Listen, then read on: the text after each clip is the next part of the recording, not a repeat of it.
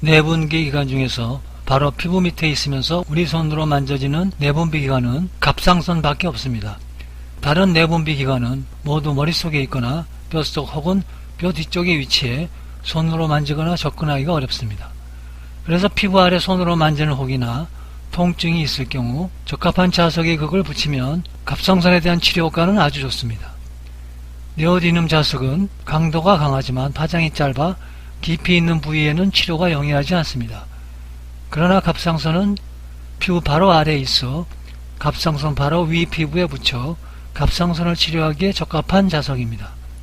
갑상선 질환 중 갑상선 기능항진증이나 기능저하증은 다른 질환 즉 종양보다는 자석에 잘 반응합니다. 원래 질병의 치료의 기본 원칙은 그 질병의 원인을 제거하면서 질병의 증상이나 현상 즉 종양을 때려잡는 것이 원칙입니다.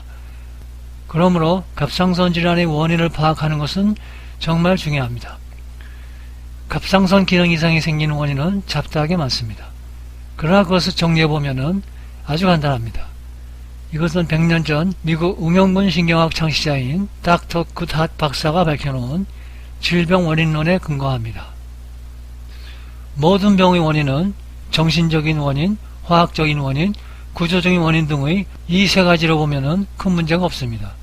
이 세 가지 중에서 가장 큰 원인은 정신적인 면에서 찾을 수 있습니다. 어떤 학자들은 95%에서 98% 정도 이상이 정신적 그리고 영적인 문제로 병이 생긴다고 합니다. 특히 갑상선은 내분비 기관의 한 축으로 뇌의 뇌하수체와 연결되어 있어 서로 피드백을 하고 있으며 이것은 우리 의식과 연관되어 있으므로 정신적인 문제가 갑상선 질병의 대부분이 원인일 수밖에 없습니다. 정신적인 스트레스는 나날이 과학이 발전하면서 동시에 많아질 수밖에 없습니다. 그러나 정신적인 면을 명상을 통해서만 스트레스를 없앨 수는 없습니다. 명상과 더불어 적당한 운동과 요가, 단전화법을 통해 정신적인 스트레스를 해결해야 합니다. 화학적인 면으로 오는 원인은 내부의 문제로 오는 내부 독소와 외부에서 오는 독소를 말합니다. 특히 대장 이상 발효로 오는 장의 디스바이오시스는 아주 흔한 것이며 장의 이상 발효를 통해 들어오는 독소가 가장 문제입니다. 또한 전 세계가 하나로 가까워지면서 수많은 음식이 우리들 가까이 있어 다양한 음식을 통해 알게 모르게 각종 독소가 우리 몸으로 들어오고 있습니다. 뿐만 아니라 공업 발달에 따라 바다가 각종 중금속으로 오염되면서 대부분의 어류도 중금속으로 오염되어 있습니다.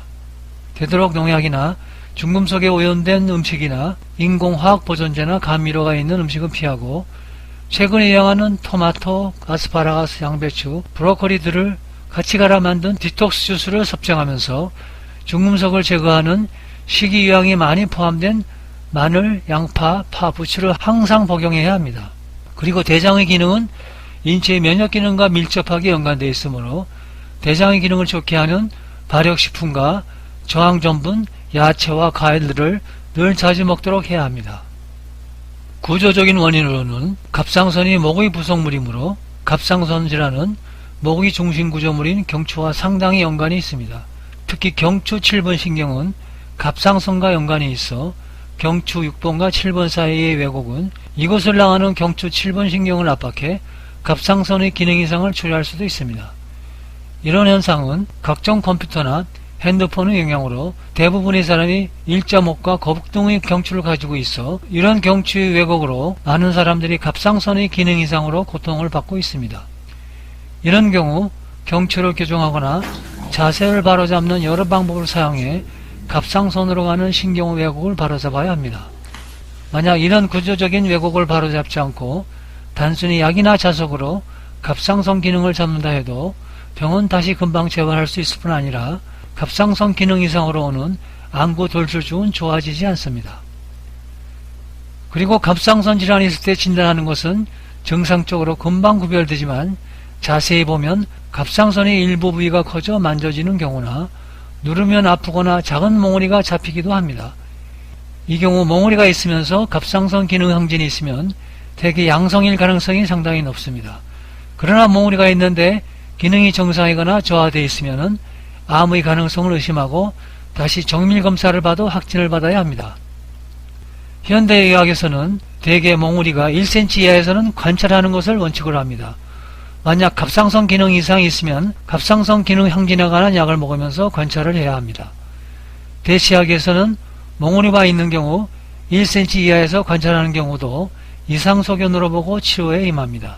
그리고 대체의학에서의 치료는 기능의학적으로 약을 복용하는 것보다는 대신 자석을 사용해 갑상선 기능 항진을 조절하기도 합니다. 자석으로 갑상선 기능 이상을 치료하는 것은 생각보다 효과가 있고 간단합니다. 그러나 처음에는 갑상선 기능 이상에 관한 약을 먹으면서 갑상선 부위를 누르거나 만져서 몽우리 부위나 아픈 부위를 찾아 기능 항진이면 자석의 예석을 붙이고 기능 저하면 N극을 붙이는 것이 원칙입니다. 그러나 이것도 몸의 상태에 따라 조금씩 다르므로 항상 이것이 적용되는 것이 아니기 때문에 때에 따라 그걸 바꿔 붙이기도 합니다. 일단 자석이 효과가 있으면은 자석은 되도록 오래 붙여야 하며 아픈 부위가 넓으면은 넓은 자석을 붙여 붙인 자리가 통증이 없어지면은 부위를 옮겨 다른 통증 부위를 찾아 다시 붙이면 됩니다. 다행히 이런 갑상선 기능 항진에는 특별한 자석의 강도가 있는 것은 아닙니다. 시중에서 파는 2만 가우스나 5만 가우스짜리 넓은 네오디눔의 원형 자석을 쓰면 됩니다. 이 자석은 파장이 짧고 깊이 들어가지 않아도 갑상선이 바로 피부 아래에 있으므로 자석의 효과에는 문제가 없습니다. 다시 말해 기능 항진에는 S극을 붙이고 기능 저하에는 N극을 붙이는 것이 원칙이나 약간 다른 경우도 있으므로 근육검사를 통해 적당한 자석의 극을 찾으면 됩니다. 그리고 자석을 붙일 때는 자석이 중금속으로 만들어졌기 때문에 종이나 헝겊 테이프로 잘 감싼 다음에 붙여야 합니다. 그리고 갑상선 호르몬은 뇌하 수체의 TSH와 서로 피드백을 합니다. 갑상선 호르몬이 높으면 TSH가 낮아집니다.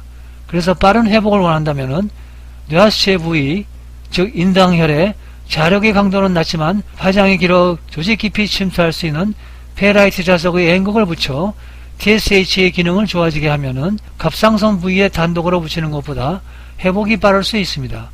그러나 뇌하수체에는 TSH 외에도 여러가지 호르몬이 존재하므로 다른 부작용이 생길 가능성이 있어 심하지 않은 경우를 제외하고는 되도록 갑상선에 단독으로 붙여 치료할 것을 권유합니다. 그리고 처음에는 먹는 약과 자석을 병행하고 증상이 좋아지면 약을 서서히 끊으면서 그 후에는 자석으로 조절하면 약을 먹지 않고도 갑상선 기능 이상이 조절이 됩니다.